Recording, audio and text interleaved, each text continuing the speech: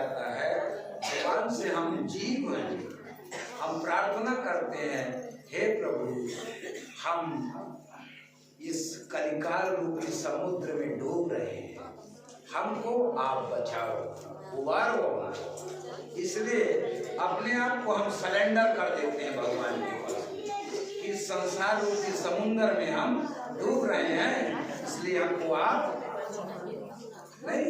जब कोई पकड़ जाता है खाने वाने में, अपने कह देता फोर्स कहती है शस्त्र रख, सरेंडर हो, तो शस्त्रों को रख देता, फिर दोनों हाथ सरेंडर कर देता। तो हम सब भगवान के प्रति समर्पित हो जाते हैं, इसलिए दोनों हाथों को उठाया जाता है। जो भगवान की हाथों से सेवा की जाती है उसके कभी भी हाथ नहीं कटते।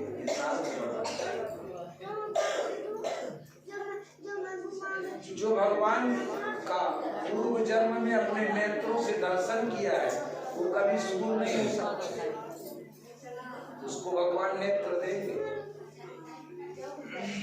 भगवान के पास जो पैर चल के गए हैं उसके पैर कभी भी नहीं कटते। जब भी जन्म लेगा सांगोपांग रहेगा वो भी।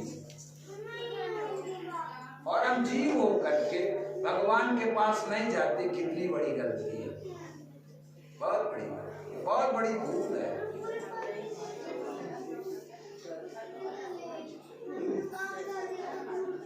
क्योंकि हम भाई यहाँ तो आए हैं, सूंघता कोई नहीं है फूल मुरझाने के बाद, याद कोई करता नहीं किसी को मर जाने के बाद।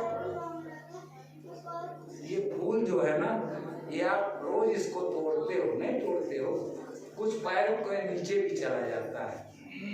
एक दिन माली आया फूल के पास, फूल ने कहा क्या यार तुमको ज्ञान नहीं हो रहा है, तुम उसको रोज रौंदते हो, एक दिन तुम भी इसी हालत में चले जाओगे, रोज तुम मेरे पास, तभी तुमको सीख नहीं मिल रही।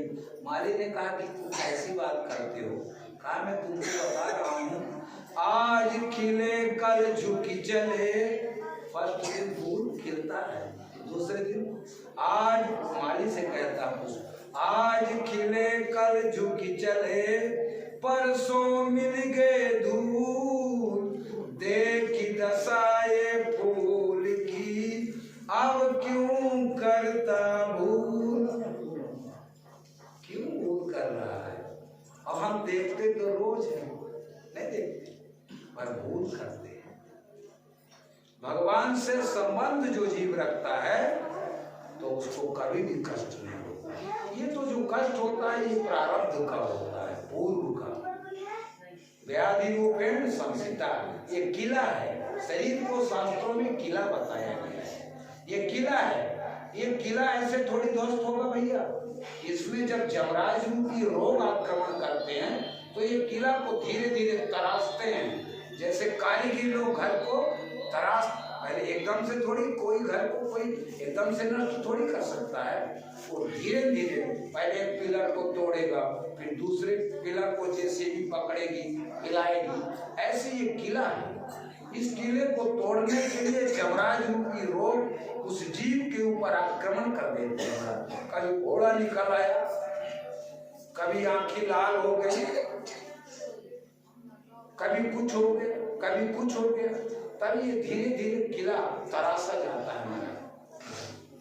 ओम नमो भगवते। हमारा जब कंस के हाथ से वो योग माया छूटी और जिसने आकाश में भविष्यवाणी किया था, सुखदेव भगवान ने राजा परीक्षित को बताया, कहा प्रिय परीक्षित, जब वसुदेव महाराज वहां से लौटे तो उस समय पर जो नगर के दरवाजे थे बाहर और भीतर दोनों तरफ के अपने आप जैसे खुल गए थे, तो जैसे प्रवेश किए वसुदेव महाराज फिर वैसे ही बंद हो गए। उस समय पर नवजात शिशु की रोने की धुनी कंस को सुनाई दे दिया। उस समय पर महाराज द्वारपालों की भी नींद टूट गई। जब वो नवजात शिशु रोई, कौन रोई? वही वो माया। के यहाँ से लाया। हरि ओम तेतु तूर्णमुपव्रजं देवक्या गर्म जन्म ततो अचक्षुर्भोजराजायं यदुविघ्नः प्रतीक्षिते। अरे ये तुरंत गए महाराज, उसके जो परिचायक थे कंस के, तुरंत राजा भोज के पास कंस के पास गए और घबराहट के साथ ये बात का बताया महाराज आकुलता से। और उस बात की प्रतीक्षा ही महाराज कंस कर रहा था कि मुझको कब संदेश बताए कि 8वां गर्भ आ गया महाराज। हरि ओम जैसे महाराज द्वारपालों ने बताया, हरि ओम सा तलपा तोड़मुत्थाय, पलंग में बैठा हुआ था महाराज, तो जैसे संदेश सुना खड़ा हो गया एकदम से। सा तलपा तोड़मुत्थाय कालो यमिति विह्वलाः, काल की तरह महाराज विह्वल हो गया। सूति ग्रहमागार तूर्णम, और उनके पलंग के सूतिका की ग्रह की तरफ बढ़ने लगा। तूर्णम प्रस्खलम मूर्त मूर्धजा, शीघ्रता से महाराज, और कहा कि प्रस्खलन मुक्त मूर्धजा, आज मेरे काल का जन्म हो गया। हरि ओम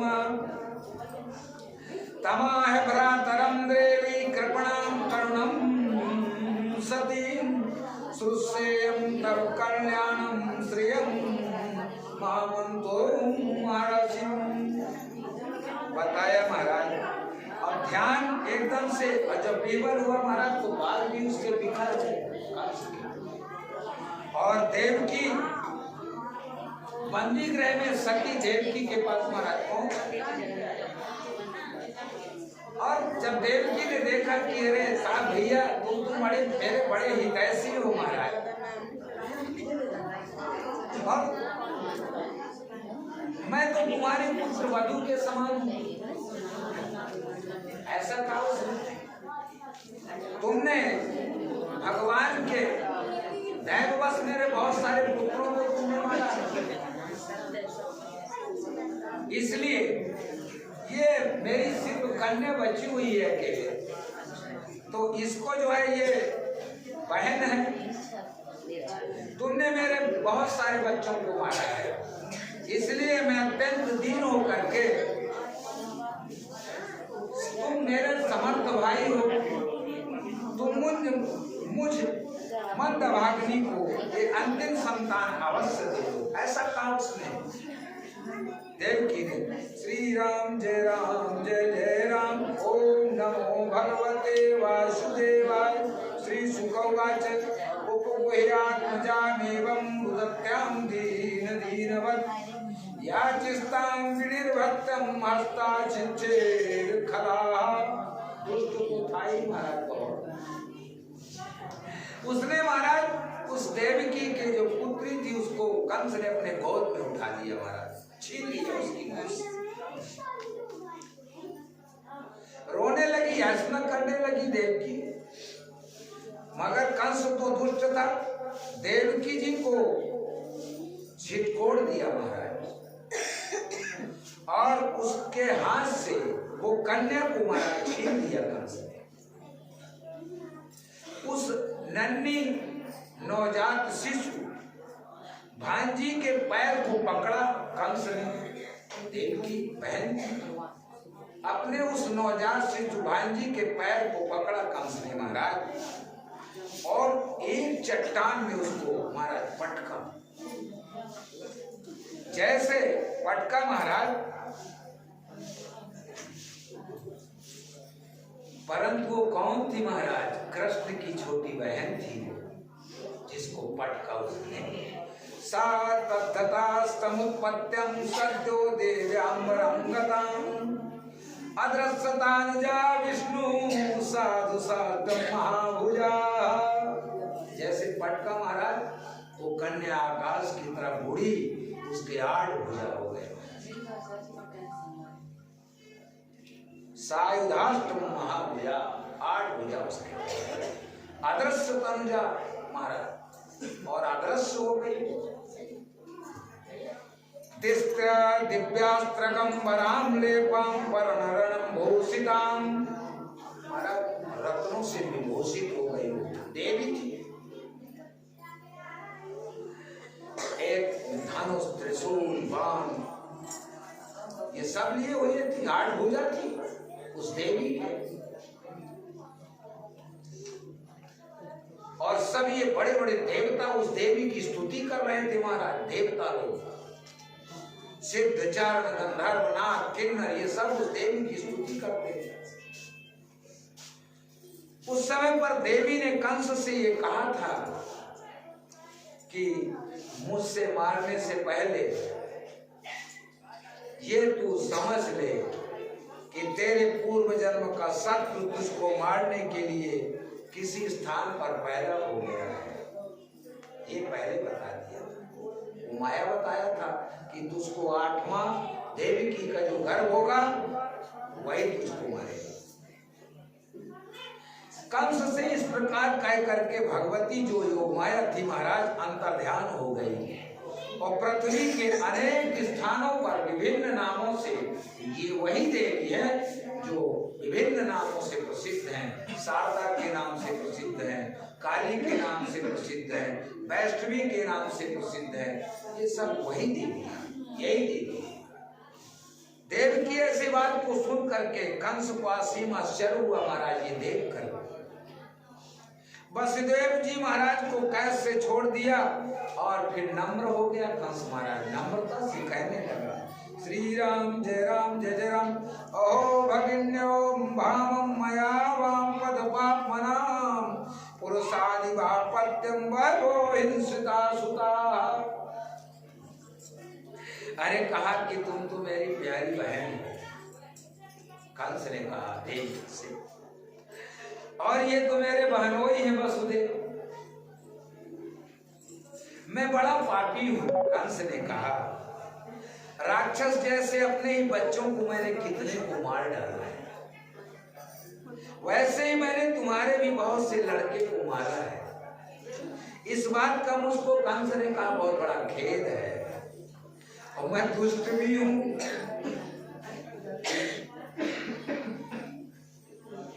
कंस में बताया गया करुणा तो थी ही नहीं, लेस मात्र के लिए अपने जो उसके सुहग हितैषी थे उनको भी त्याग दिया था इसने। और फिर वसुदेव देवकी से कहा कि मैं ऐसा करके नरक में तो नहीं जाना चाहता। हरि ओम। और मैं जीवित होने पर भी उसने कहा ब्रह्म हे मृता श्वसन, मैं मुर्दे के समान। वसुदेव पुरुषादिवा पत्यं वयो हिंसिता सुता। और बताया कि सात्वहं त्यक्त्य करुणस्य त्याज्ञाति सुहंखरं कलोकान् वै गमिष्यामि ब्रह्म हि विगतः श्वसन। बताया महाराज कि तुम दोनों महात्मा हो। देवकी को संबोधन करके कंस ने कहा ये भी महात्मा है और तुम वसुदेव आप भी महात्मा हो दोनों, और मैं तो पापी हूँ। सभी प्राणी के प्रारब्ध के अधीन कंस ने कहा सदा सर्वदा एक साथ नहीं रह सकते हैं महाराज। पति पत्नी भी सदैव एक साथ नहीं रह सकते, कभी न कभी उनको बिछुड़ना पड़ता है।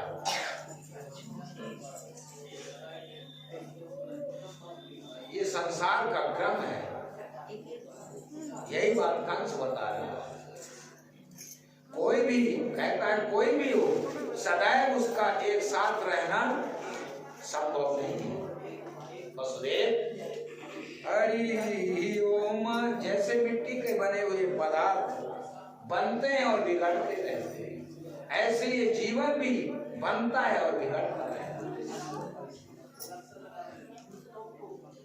मगर तथेषु विपरेतु यथैव भूः, मगर आत्मा कभी नहीं बदलती है। भूरि भौमानि भूतानि बताया शास्त्रों में कि आत्मा कभी भी नहीं बदलती है। आत्मा वही रहती है, चोला बदल जाता है, शरीर बदल जाता है। नवान जैसे पुराने वस्त्र जब हो जाते हैं उसका हम त्याग कर देते हैं और नए वस्त्र को पुनः पहन लेते हैं। ऐसे जब शरीर हमारा पुराना होने लगता है, ये कपड़ा है शरीर, जब पुराना होने लगता है तो आत्मा इसको छोड़ करके नए कपड़ा, नया परिधान पहन लेती है। इस शरीर पे ये आत्मा का गुणधर्म है। इसका आत्मा पर कोई प्रभाव नहीं पड़ता है।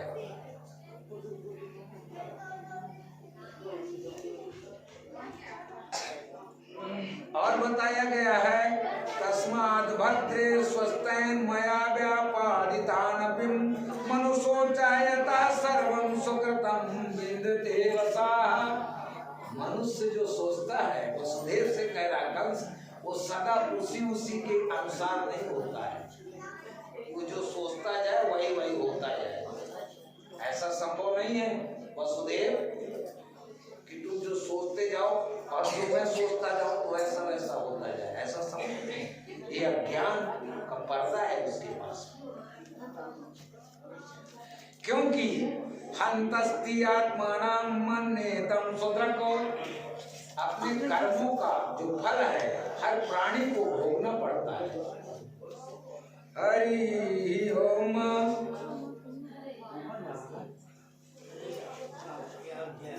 ओम हरि ओम।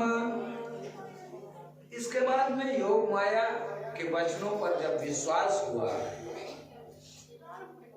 जब देवकी ने भी देखा कि ये मेरा भाई बड़ा दुखी हो रहा है, तो वो कितना कष्ट दिया उसको, उसके मांगलिक चिन्ह निकलते थे, उसके केसों को पकड़ लिया था, खड़क पानी कची ग्रहे, तलवार निकाला, कहा इसकी गर्दन उड़ा दो।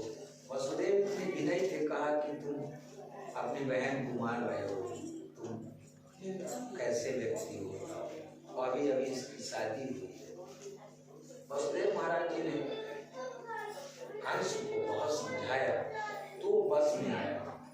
वही बताया महाराज कि ये वसुदेव महाराज साधु स्वभाव, तो महाराज कंस ने अपने बहन और वसुदेव के चरणों को पकड़ा, आंखों से आंसू बहाने लगा, और जब आंसू बहे महाराज तो उसके यहाँ से ऐसे आंसू चलने लगे।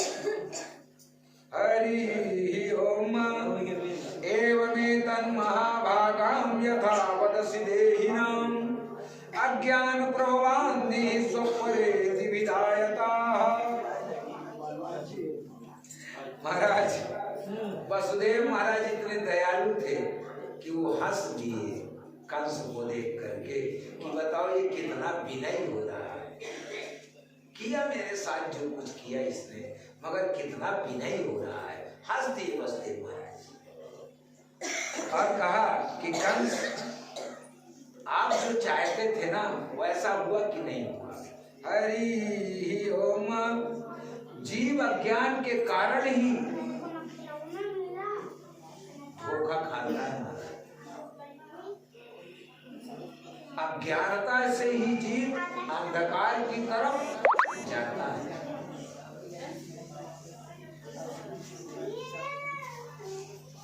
आपत्ति काले विपरीत बुद्धि, इसकी बुद्धि इससे विपरीत हो गई। जीव की भी बुद्धि आपत्ति जब आना होता है तो उससे विपरीत हो जाती है, हट जाती है, गलत जगह में चला जाता है। वही पश्चाताप किया। इतना करने के बाद में देवी की वसुदेव जो इसने किया कंस भूल गए महाराज, क्योंकि ये दोनों सामने थे।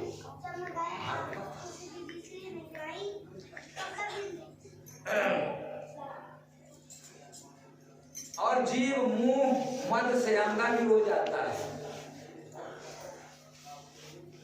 तभी तो गलत काम करता है।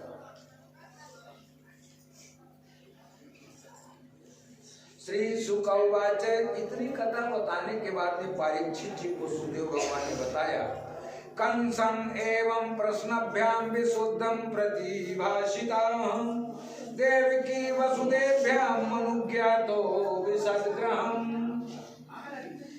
देवकी ने इस प्रकार प्रसन्न होकर के निष्कपट भाव से कंस के साथ बातचीत करने लगी, अनुमति दिया। कंस ने अपने बहन से और अपने महल की तरफ चला गया। रात्रि हुई, जब रात्रि व्यतीत हुई तो कंस ने अपने मंत्रियों को बुलाया, उनसे मंत्रणा किया कि लोग माया ने देवतास्याम रात्र्याम व्यतीतायाम कंस आयुर्य मंत्रिणां देव्या आचक्षत सर्वं यदुक्तं योग निद्रया। रात्रि जब व्यतीत हुई, कंस ने मंत्रियों को बुलाया, योग माया ने जो कुछ बताया था वो सब उनको बताया कंस ने अपने मंत्रियों को। आकर्णम भ्रभुतम गीतम तमुचुर देव शत्रवाः देवान् प्रतिकृताम संदेशेयं नाति कोविदाः। कंस के जो मंत्री थे महाराज, वो नीति निपुण थे। दैत्य होने के कारण स्वभाव से ही उनमें शत्रुता का भाव देवताओं के प्रति रखते थे।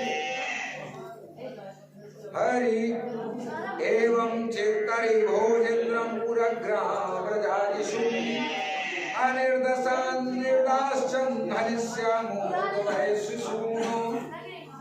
बताया महाराज, ऐसी बात आज ही बड़े बड़े नगरों में और गांवों में छोड़ दो। चाहे मंत्रियों से जब मंत्रणा किया, कहा चाहे 10 दिन का भी बालक हो, कंस ने कहा जितने भी मिले सबको खत्म कर दो। अरे इसके बाद में फिर युद्ध का उद्योग करेंगे। धनुष की टंकार किया महाराज। हरि ओम अयततसे सरभ्रात्रैहन्यमाना समन्तताहं जिजीविषं शस्त्रज्यं पलयान पराययुः। कुछ देवता महाराज अपने अस्त्र शस्त्र जमीन पर डाल दिए, सब हाथ जोड़ करके खड़े हो गए, देवता प्रकट करने लगे उनके सामने। कोई कोई अपनी चोटी के बालों को कच्च खोल करके ये कह रहे थे, महाराज आपके हम शरण में आ गए कंस से। सभी शत्रुओं को जब देखा उसने कि महाराज ये तो अस्त्र शस्त्र सब भूल गए हैं, इनका रथ भी टूट गया है, ये डर गया। ऐसा उसके मन में जब आया तो उसने अपने मुख को उस युद्ध से मोड़ लिया महाराज। भगना चापान युद्धताम, उस युद्ध से अपने मुख को मोड़ा। हरि ओम। ये देवी दाई की भाई आवाज कर रही है, उसके लाओ ना खिलाओ, थोड़ा सा घोड़े खिला दो।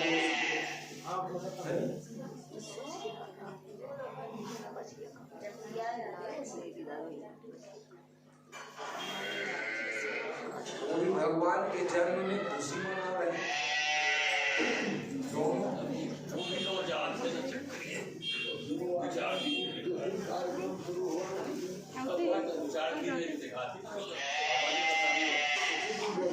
बताया महाराज, मनुष्य के जब शरीर में रोग हो जाता है तो बताया है कि उसकी चिकित्सा नहीं की जाती। जब बहुत रोगी हो जाता है घर का कोई, तो फिर उसकी चिकित्सा भी छोड़ दी जाती, उसकी उपेक्षा करने लगते हैं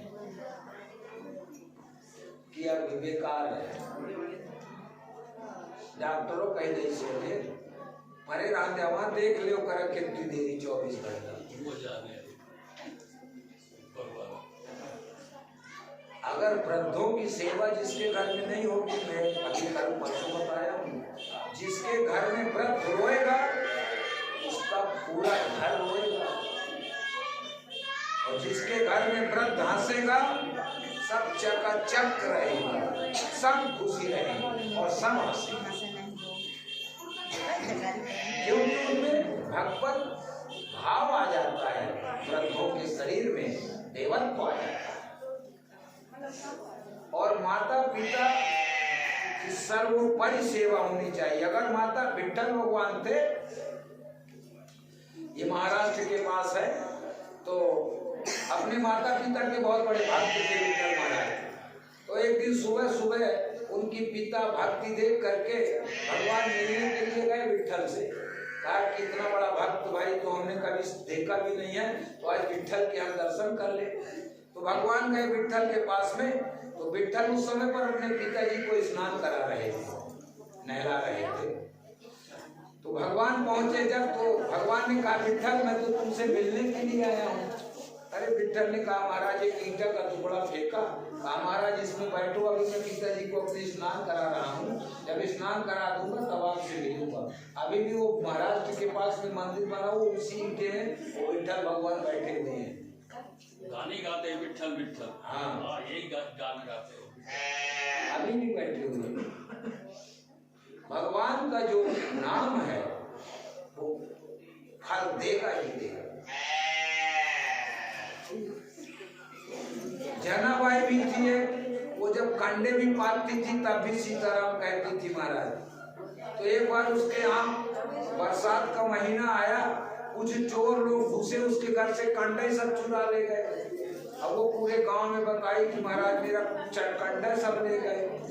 तो कहा तुम्हारे कंडा की पहचान कैसे होगी? कहा महाराज मेरे कंडा सब सीताराम बोलेंगे। अब लोग महाराज पूरे गांव को आवाज करवाया गया।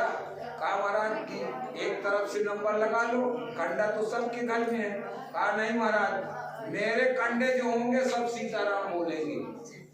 तो जब जाए तो देखे कान में लगा के, तो भाई कहीं कहीं ना बोले। फिर जाते जाते जब कुछ समय कुछ दूर पहुंचे तो एक घर में जैसे गए महाराज, तो कंडा उठाया और लगाया कान में, तो कंडा सीताराम बोल रहा था महाराज। जनाबाई ने कहा देखो ये मेरे कंडे हैं, सब सीताराम बोल रहे हैं। तो भगवान का जो नाम है वो बताया गया है कि फल देगा, कुछ भी हो जाए। हम ये नहीं कहते कि आप 24 घंटा सीताराम कहो, मगर कुछ समय अपना जरूर भगवान को दो। बस इतने में आप सबों का कल्याण हो जाएगा। हरि ओम। श्री राम जय राम जय जय राम। असाध्य रोग से उपेक्षा कर दी जाती है जीव की भी महाराज। हरि ओम। मूलम ही विष्णु देवानाम। कंस बोला अरे ये सभी देवताओं का जड़ जो मूल है वो विष्णु है। मूलम ही विष्णु देवानाम यत् धर्म सनातनाहम तस्संचा ब्रह्म गोपी त्रास्तपो यज्ञ सदक्षिणाहम। महाराज सनातन धर्म जो वेद गौ ब्राह्मण तपस्या यज्ञ जिनमें दक्षिणा दी जाती है, इसलिए भोजराज वसुदेव जी ने कहा कि जो वेदवादी ब्राह्मण होते हैं, जो तपस्वी ब्राह्मण होते हैं, जो याज्ञिक ब्राह्मण होते हैं, तो और ये गाय भी हविष्यान्न देने वाली होती है, गायों को पूर्ण रूप से इन्होंने सब नाश कर दिया हमारा। क्या हो, वेद भी, तपस्या, इंद्रिय, मनोनिग्रह, दया, तितिक्षा, ये भगवान के शरीर बताए गए हैं महाराज। यज्ञ भी भगवान का शरीर बताया गया है। विष्णु भगवान के शरीर है। गौ के शरीर में 33 करोड़ देवता निवास करते हैं। जब भगवान कृष्ण को नजर लग जाती थी तो क्या करती थी, गौ पुच्छ ब्रह्मणादि भी, गौ के पूछ को भगवान के पास घुमा देती थी 3 बार, उनकी डीठ नजर टोना सब उतर जाता था। गौ पुच्छ ब्रह्मणादि भी, यशोदा जी देखती थी कि जिस दिन थोड़ा उनका चेहरा मुरझाया रहता था तो जा करके भगवान कृष्ण के पूछ को ऐसा गैया के पूछ को घुमा देते थे, डीठ नजर पूछा जाती थी महाराज। तो गायों के शरीर में 33 करोड़ देवता वास करते हैं और उसके पूरे शरीर के जितने भी अंग है सब पूजनीय हैं गौ के। घर में जो प्रसाद बने गौग्रास जरूर देना चाहिए। हम एक देवता की पूजा नहीं कर पाते, 33 करोड़ देवता की पूजा हो गई महाराज अगर गौग्रास खिला दिया आपने तो। और गुड़ खिलाओगे तो फिर और चकाचक हो जाएगा महाराज। गौ आनंद ही आनंद हो जाएगा, देवता सब प्रसन्न हो जाएंगे मिष्ठान खा के महाराज। इसलिए गौ को गुड़ भी खिलाना चाहिए। इसीलिए बताया गया ये जितने भी अच्छी चीजें हैं भगवान के सब शरीर बताए गए हैं, शरीर है। और सभी देवताओं का स्वामी विष्णु बताए गए हैं। परंतु कंस ने कहा ये छिपा कहाँ रहता है, दिखाई तो नहीं देता है। श्री शुक उवाच एवं दुर्मन्त्रिभिः कंसासासामत दुर्मतिं ब्रह्महितं हितं मेनं कलापाशवृतोऽसुराः। महाराज कंस ने यही ठीक समझा कि ब्राह्मणों को पहले मारा जाए। ये जितने वेद पाठी ब्राह्मण हैं इनकी सफाई की। तो संदिश्यं साधुलोकस्यं कदने कदनं प्रियं कामरूप धरान दीक्षुं दानवांध्र महाविशत्। हिंसा प्रेमी राक्षसों को बुलाया महाराज, आदेश दिया। और जो ऐसे लोगों को बुलाया जिसने इच्छा के अनुसार अपने रूप को बना लेते थे और फिर दूसरा बन जाते थे, ऐसे को बुलाया। आयु श्रियम यशो धर्मम, ये सब कीर्ति नष्ट होती है महाराज। आयु श्रियम यशो धर्मम लोकानाशिष एव च हन्तिं श्रेयासि सर्वाणि पुरुषो महदिक्रमाः।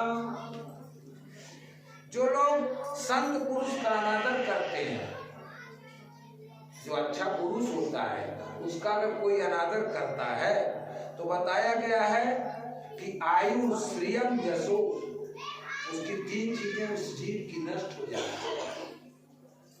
और ये तीनों चीजें कीमती हैं, ये तीनों चीजें नष्ट हो जाती हैं उससे। लोक परलोक सब कल्याण के साधनों को भी पुंसो महादतिक्रमाः, तीनों को महाराज क्या कर देता है, कल्याण के साधनों को नष्ट कर देता है। श्रीमद्भागवते महापुराणे, थोड़ा छोड़ देना उनको, थोड़ी समझदार नहीं भाई।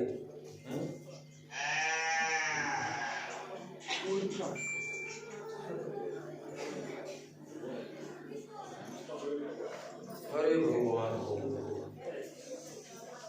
जब तक आया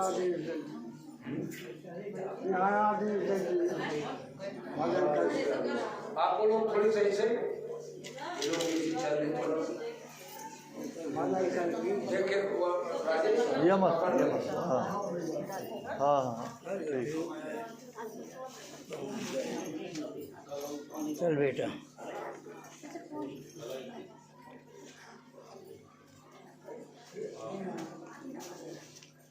हो जाए भजन।